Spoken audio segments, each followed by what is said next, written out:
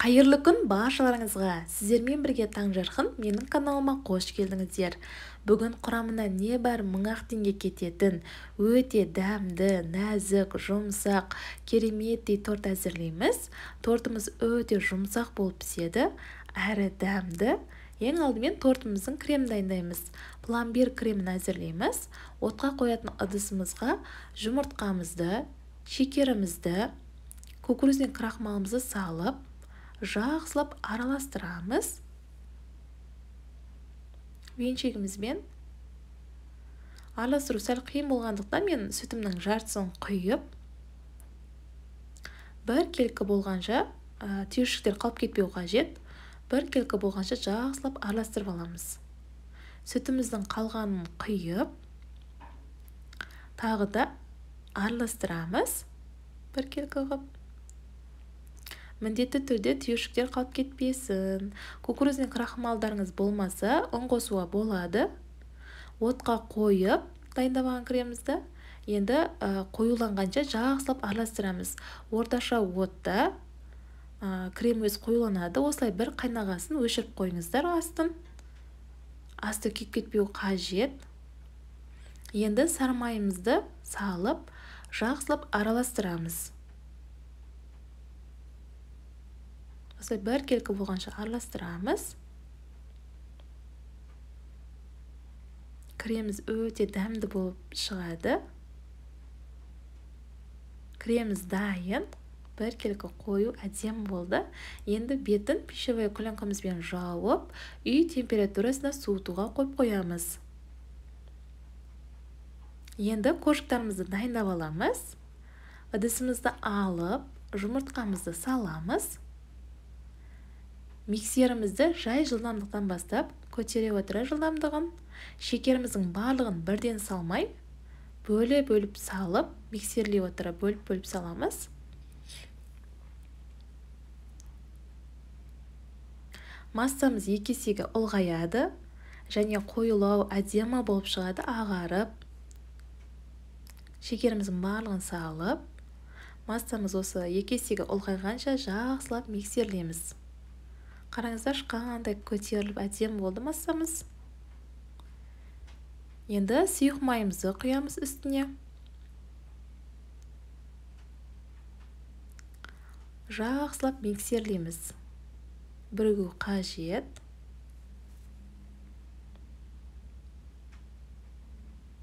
Ұнымызды алдын ала електен өткізіп дайындап аламыз.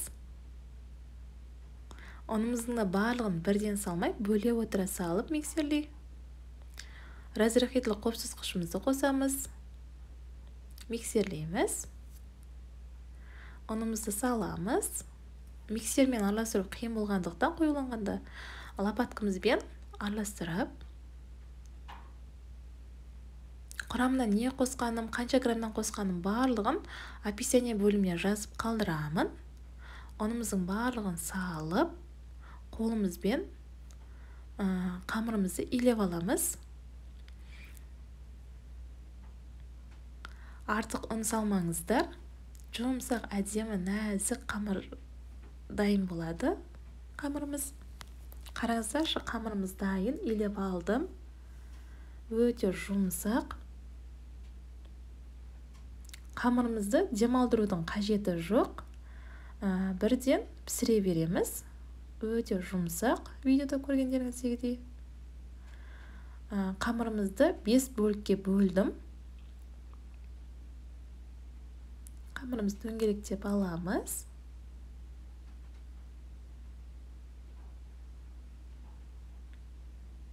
Енді мен осындай форма пайдаландым. Формаларыңыз болмаса, пергамент қағазына жайып, кейіннен бір дөңгелек тарелкамен ба өлшеп алсаңыздар болады. Астын міндетті түрде жақсылап майлап, теп-тегіс қып, қамырымызды жайып,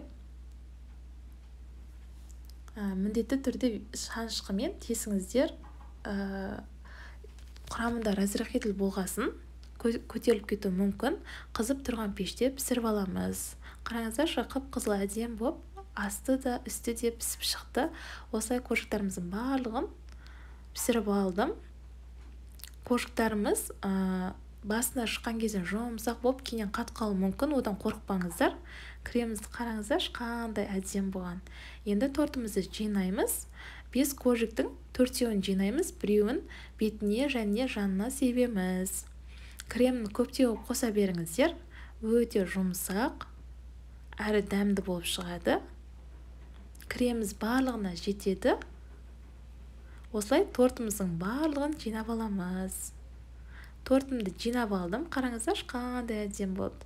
Бір коржигімізді алып қалып, үгітіп, осылай оқтауымызбен жанына және үстіне барлық шетіне сеуіп шығамыз. Тортымыз, қараңыздар, тортымыз қандай әдемі болды. Қараңыздар, тортымыз дайын. Сіздерге кесіп көрсетіп жатырмын. Жұмсақ болған тортымызды үй температурасында 5-6 сағатқа қойып қоямыз. Холодильникке мүлдем қоймаңыздар. Бетін табақпен, мүмкін сондаймен жауып қойсаңыздар да әдемі болады. Сәндесеңіздер де болады. Үйдегі бар заттармен, мен бірақ сәндемедім. Осымен керемет тортымыз дайын. Назарларыңызға үлкен рахмет.